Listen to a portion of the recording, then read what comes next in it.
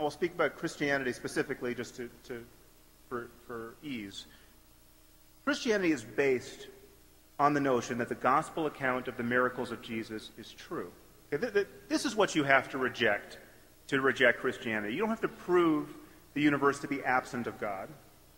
You don't have to, in the same way that you don't have to go find that Poseidon or Zeus or any of the thousands of other dead gods are absent from the universe. With Christianity, it is a textual claim about the veracity of the Bible. Consider what this amounts to. Bible scholars agree that the first Gospels were written decades after the life of Jesus. Decades.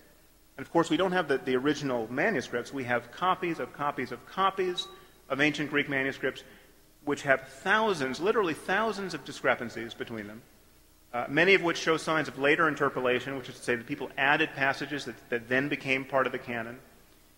There are whole books of the canon, like the book of Revelation, which for hundreds of years were not included because they were deemed false gospel.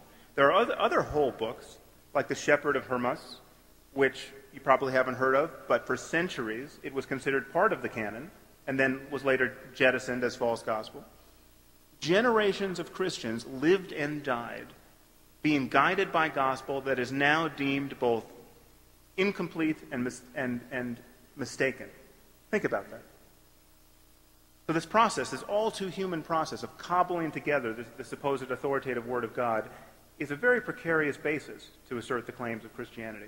But the truth is, even if we had multiple contemporaneous claims of the miracles of Jesus, this would not be good enough.